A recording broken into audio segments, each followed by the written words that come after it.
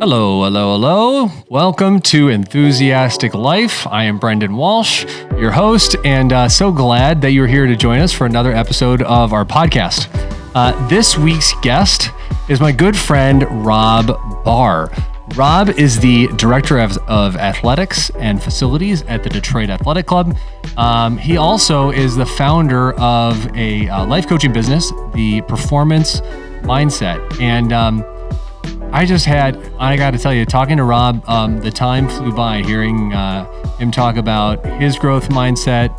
I love talking to people who think abundantly, how he continues to grow the DAC's team and excel at an organization that continually achieves excellence. I thought was really important and interesting. And also just talking about where to start if you're looking to start your own fitness and wellness journey. So please enjoy this conversation with Rob Barr. Rob Barr, welcome to the Enthusiastic Life podcast. Well, Brendan, thank you for inviting me. I'm very excited to be here, and it'll be fun to catch up. And so we have to share with the audience how this came to be, because while I had planned to have you on my podcast at some point and send out an invitation, this was a little spur of the moment. It's called convenience and accessibility. To the audience who might not know, I had a guest that did not arrive for our interview, and Rob was nearby, and he's a good friend, and he's an impressive person in just the community and the world at large, and I am honored that he would join me. And so, do you mind introducing yourself? Yeah, I'm Rob Barr. I am currently the Director of Athletics and Facilities at the Detroit Athletic Club for the last 24 years. And more recently, I started my own business called Performance Mindset, which is about life coaching and developing personal discipline and moving forward and living your best life. Awesome. Love it. So our listeners might know one of the first questions I ask folks is, what's our origin story? Do you remember how we met? That's a good question. I can focus on the fact that we probably met at Beavers. Probably. And would you mind sharing to the uninitiated, what is the Beavers? Because people would hear, what are the Beavers? But it's what is the Beavers organization? It is a swimming organization of men and women who come together every Thursday from October through March to celebrate life and camaraderie and fun at the highest level.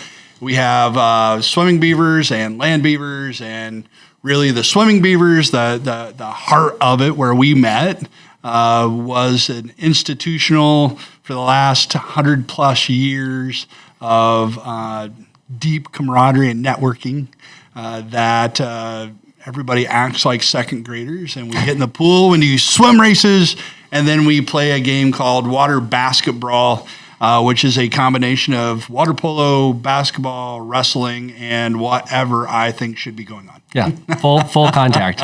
And then past that, it's about getting out, breaking bread afterwards, and listening to some great speakers, whether it's been Coach Izzo or Coach Smith or Coach Harbaugh or whomever it may be in the business economic world that wants to come in and talk. I always refer to it as adult recess. Absolutely, 1,000%. Yeah. So awesome. Well, so how did you get into this industry? So fitness, wellness, clubs. How did that all come about? Really, it's an interesting journey in the sense that I grew up being extremely athletic, played a ton of sports, had the opportunity to play a ton of sports because my high school was I think my graduating class was 152 kids. Okay. So when you go to a really small high school, you have the opportunity to play a lot of different sports based on there's not that many kids. So I was very fortunate that my family was very intrigued by athletics and about teamwork and working together and self-discipline. And so then that led to college athletics, and I started out as a chemical engineer, believe it or not. Got into the engineering world thinking that that's the direction I wanted to go, and probably 3 years into it, I found out that wasn't necessarily for me. Talked to my dad, didn't know necessarily what I wanted to go. Pretty much took a test that kind of gives you your top 8 things that they think you would be good at. And it was everything from being an orthopedic surgeon to being an athletic trainer, which is kind of the route I kind of wanted to go, is the athletic training world with sports. Got into that shortly after graduation, got into physical therapy.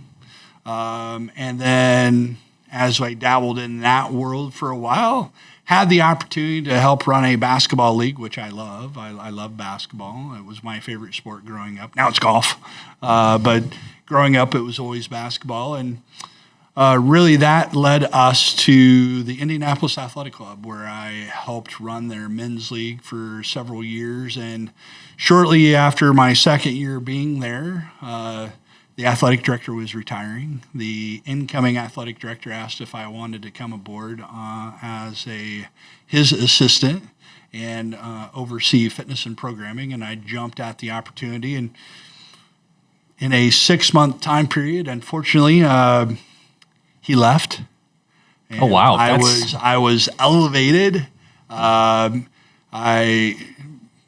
probably worked at that job for several years. And then actually I ventured out into the public sector for a year, where I helped a few professional players create their own, called the Sport Zone in Indianapolis. You can go and look it up. It has basketball and volleyball and indoor softball and fitness. And I mean, it was kind of this enormous project. About a year into that, I decided I really loved the private club world. So I went back to the Indianapolis Athletic Club as the athletic director. And about a year and a half into that, I got a phone call one day asking me why I hadn't applied for the Detroit Athletic Club athletic director's position.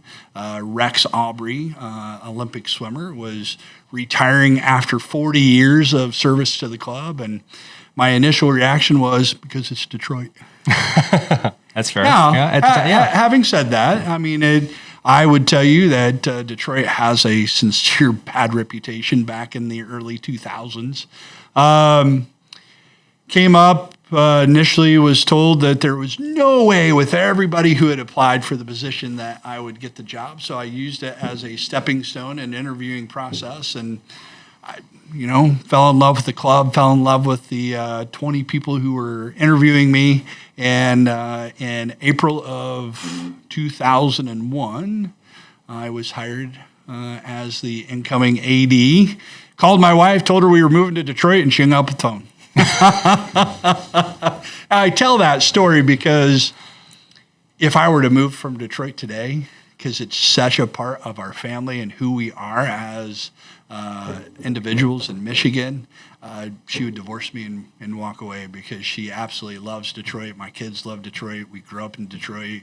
My son was 6 months old at the time. My daughter was 3. They know nothing but Detroit. All their senior pictures for high school were down in the city. And we absolutely love Michigan. And it was the best choice I could have ever made, looking back in 2001. So. And now you have family in the business. We do. My daughter is in the business. She's our fitness manager. She does a wonderful job. It was exciting. She's had a career. She was athletic growing up. So was my son. Really enjoy it. And I think the best part of this is being able to work with her every day and seeing her. And recently she gave me my grandkid, Weston. Yeah. So exciting stuff in the bar world, and very happy to that how everything is going. So in 24 years of being at the Detroit Athletic Club, what are some of the biggest changes and evolutions that you've seen in the athletic department, and how it's grown, how it's developed, how it's changed? I mean, that's a long time. Yeah. So, it's interesting. I mean, when I first took over the job, it was all about sports and beavers and clubs within club and bowling, and the manifestation over the course of time is it's really evolved into health and wellness and longevity and recovery and nutrition and living your best life, right? I mean, we really at the DAC and in life, what I do at the Performance Mindset is making your life the best it possibly can be, because everybody has a story and they just have to be able to tell it. Mm-hmm.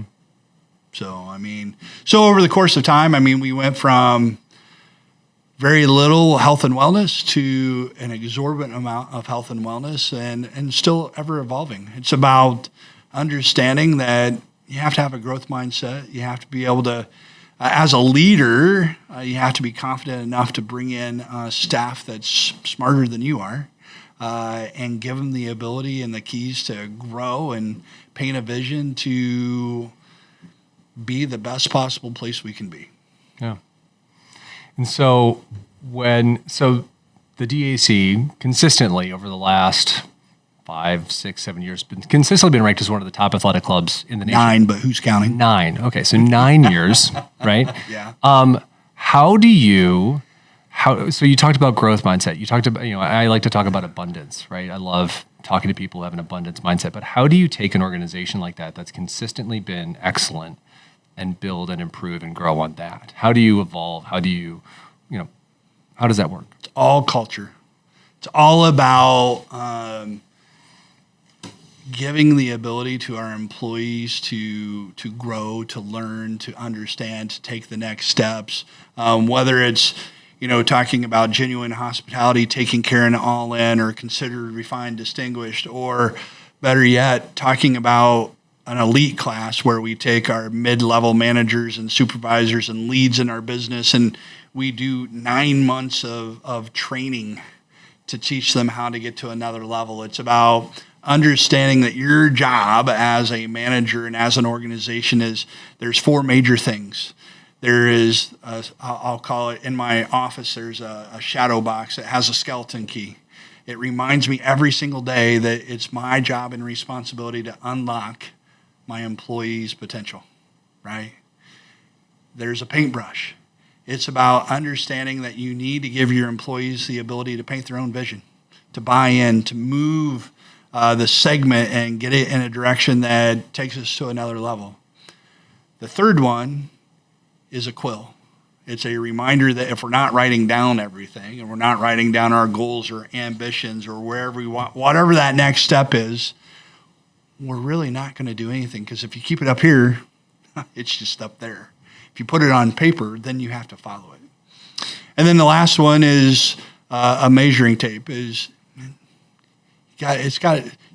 goals have to be measurable. Yeah. And if we can do that and we can apply those 4 things to our staff, then we allow them to grow, and we're ever adapting, because if you're standing still, you're just going to go in the past. So, whether it's sitting on a national board and trying to help other private clubs grow, or if it's at the DAC, it's about building the culture and the understanding of that we're here to make everybody's lives that much better. We're an oasis. So it's really about moving that needle on a specific and empowering your employees to be better. So you mentioned before you're on the National Committee for Wellness within private clubs. Where do you see the future of wellness, fitness, athletics, having done this for as long as you have? Where do you see that going in the future? Really, it's about, I know it's a canned word, longevity. It's about talking about health span as opposed to lifespan.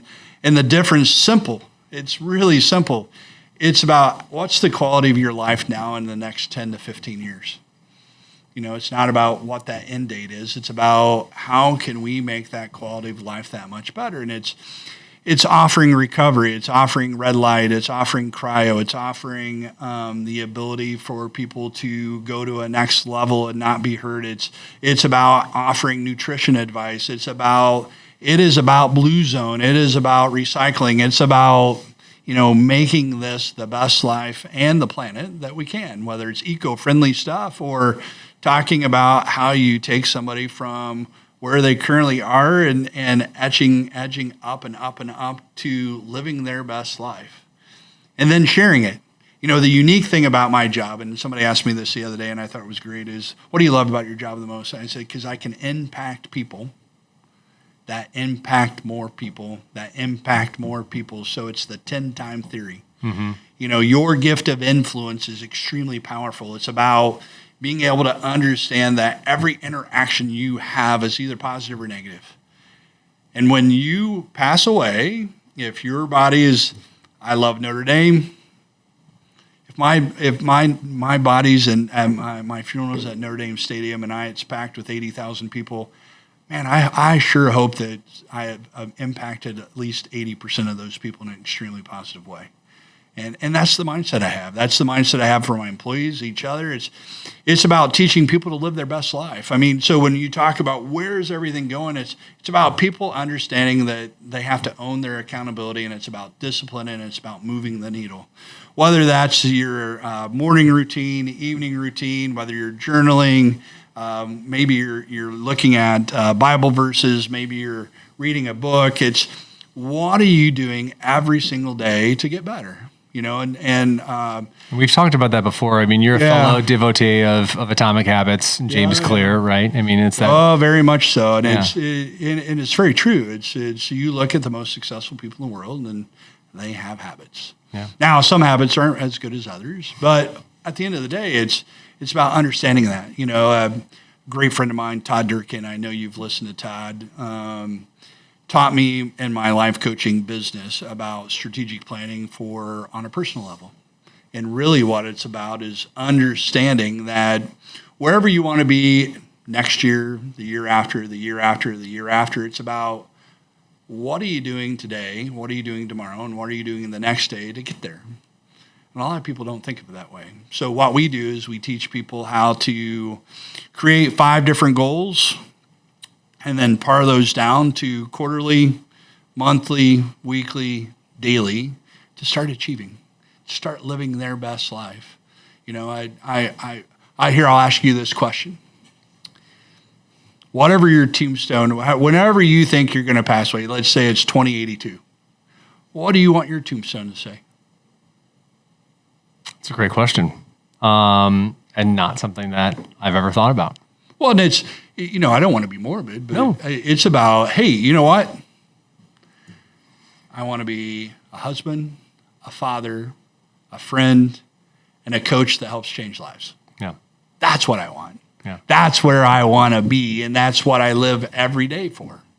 And going back to where's everything evolving, it's about taking care of yourself personally. It's about taking care of yourself. There's a reason on an airplane they say, hey, put your oxygen mask on before you help somebody else. And so many times we give others our attention without paying attention to ourselves. And it's about time to change that. It's about time for people to start understanding that they have to be able to be their best, to then create opportunities for others to be their best. So tell me about how performance mindset came to be. Every coach has a coach, and I did coaching with Kelly Watson for probably 2 years. And during that 2-year period, I just came to every month love the fact that I was going to sit down and have 30 minutes of dedicated time to talk with a coach about a number of different things. It could be something I've encountered. It could have been helping me through my Ironman. It could have been, taking next steps. But she really gave a great perspective of direction and accountability. And the one thing I've learned more than anything is I have no answers at Performance Mindset. My only job is to help others figure out their own answers, because you have all the answers. My job is to ask the questions to get you to realize it, and then ponder it, and then make some changes and create the life that you want to create. So, through all of that, I had an opportunity to take it was probably a 6.5 month class, weekly meetings, monthly follow-throughs, had 30 plus people in my class that we all still talk and do things together. And it was about understanding that where I wanted to live my life was helping others achieve their highest level, and realizing that one of my gifts was seeing more than others than they see in themselves. So with that, I went through the life coaching certification, and shortly after that, when I first started it, it was about, man, how could I love coaching, love coaching. How can I help others achieve their highest level?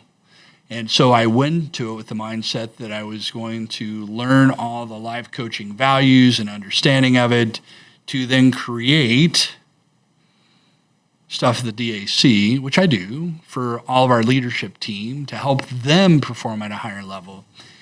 And then as I was going through the process and talking to my wife and my daughter and my son and others, it became evident that I'm going to do some stuff outside of it as well. So, currently I coach a couple people.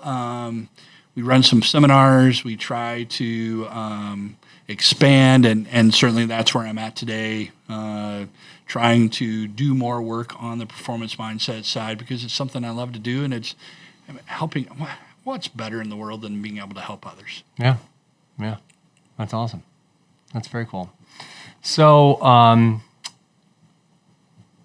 tell me more. I'm so curious about. I was going back thinking about the Beavers, and one of the joys of the Beavers is that we have amazing speakers that come in, right? And so, how many weeks are there of the Beavers every year? About 18 to 20. 18 to 20. So 18 to 20 different speakers over a 24-year period.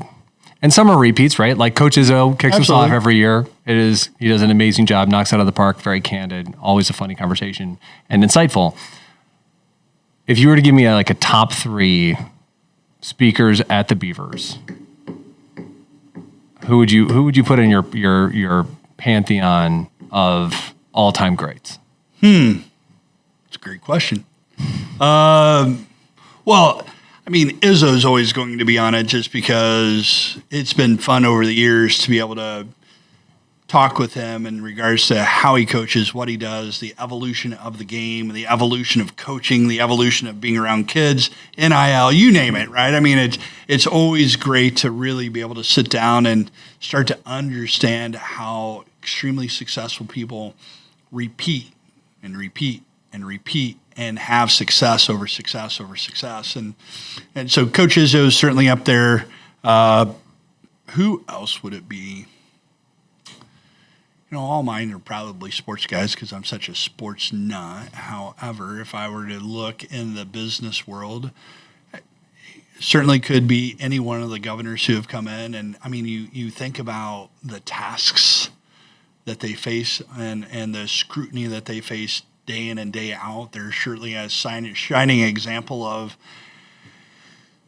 how you overcome and try to do the best or make the best decisions for the state. Probably the most interesting guy, and unfortunately I don't know his name. There was a guy really a long time ago. He was on an excursion in Africa and he got eaten by a hippo. Swallowed him from the top down and somehow got spit out. And they rushed him to the hospital, and he survived. And he talked about, really, his name escapes me, unfortunately, at this point, because it was probably 20 years ago. But really what it was about what his thoughts were and the end of his life and thinking about all the regrets he had and really starting to understand that it's about the here and now. It was not about yesterday. It's not about tomorrow. It's about the present. He really talked about how do you move from something that was so dramatic to doing what he's doing, which it was motivational speaking, and then certainly he was helping people, but really it was about, hey, how do I live my best life? And I think that's really what kicked my journey off as it pertained to what do I want to do? Where do I want to be? How do I want to go? Because you don't want to waste every day. You don't want to just live. You want to. Somebody asked me, my really good friend Claude Molinari says, today is the best day of my life. And it's true. Every moment you wake up, it's the best day. So those are probably my 3 most favorite. How about you? You've been at all these Beavers. What's your favorite? Oh man, there's been a lot. There has been. I've been very fortunate over the 24 years to hear some of the most interesting, inspiring people. And sometimes it's the individuals that you don't think will be as good that are the most interesting. Yeah. I you mentioned Claude Molinari, right? He's our friend. yeah. He's the head of Visit Detroit. He might have been one of the best speakers we've ever had. Hands down. I mean, it Hands was down. interesting, informative, and hilarious. I mean, stories that we can't share here. No, or races that were created from that story. So, right, swimming races. I thought Michael Phelps was fantastic. He actually exceeded my expectations. I thought he shared a lot of great stories, and was actually fellow member Peter Vanderkay. I mean, he tells, the stories that he shares. I find, for both of those, the idea of getting in a pool and swimming laps for your life just the mental strength it takes to do that, because that just sounds like it's just hard and tedious and long, and not only to work at it, but to excel at it at a level that's different. I mean, when you think about the level of Olympic athlete and professional athlete and the difference between that and collegiate, let alone high school, right? Like most of us, our highest level of sporting is high school if we're lucky. yeah, no, you're exactly right. I think that's the best part about that is it's what's the secret sauce. The other thing I love about Beavers is everything's off the record. Right. True. Yeah. So you hear some of the most interesting stories that you could never even fathom. And if anyone listening is ever interested in checking out the Beavers, send me a message. You can come as my guest. We'll bring you to see the games and hear a speaker. But I want to talk, because not everyone listening is going to be a member of the Detroit Athletic Club. And I am curious to get your thoughts of what can a listener do in their own lives if they want to live a longer, healthier, more productive life. If you can give them a couple of steps. Yeah. First and foremost, make a decision. I tell everybody, I tell all my clients, there's no way that you're going to move to your future self if you can't stop rereading the past chapter of your life and just turn the page. And it's up to you. It's like when I train clients, whether I was training professional athletes or successful business entrepreneurs or, somebody who just wants to do X, Y, Z. The interesting aspect is getting them to understand that they have to make the decision. And it's about making that decision and understanding you don't have to put down that you want 50 goals. What's attainable? Okay, I want to lose some weight. Okay, great. Let's work on the first pound. And it's about making that decision. It's about being able to look yourself in the mirror and say, I'm going to versus I want to. Right? It's a mindset. And I think there is a mindset shift that people have to go through. You've been around me long enough to know is there's no motivation in the world that's going to get you to step B. You may think there is, but really it's all in yourself. It's all about your belief, and it's self-talk. I always hear somebody will say, "Oh, I'm fat, or I'm this, or I'm that, or I'm not this." And stop. At the end of the day, it doesn't matter. What matters most is you've made the decision to turn the page, start to move forward. You write down your next steps. You talk about, one of the easiest things I can tell people to get into the right mindset. Wake up every morning and write down 3 things that you're grateful for. Yeah. Write down a couple of things at night before you go to bed that you're grateful for, because it will get you in the mindset of how you need to move on in a very positive way. So it's about making the decision, getting in the right mindset, and it's about being disciplined. It's about understanding that, do you think I wanted to get up and run this morning? No, I did not. However, it's something I had to do, and you also have to realize that not every day is going to be your best day, and that's okay. The other thing they have to realize, and probably the last thing I talk about at the initial steps, is it's okay to have to restart or fail. Right. It's there. Do you think Henry Ford got the car right in the very first time? No. Do you think Orville and Wilbur Wright got it right when they were trying to make an airplane? No, they didn't. It was time after time after time after time, and it's the same thing with their own lives. So it's about being able to move forward in an extremely positive way, thinking every day and trying to live your best life. So one last question before I let you go.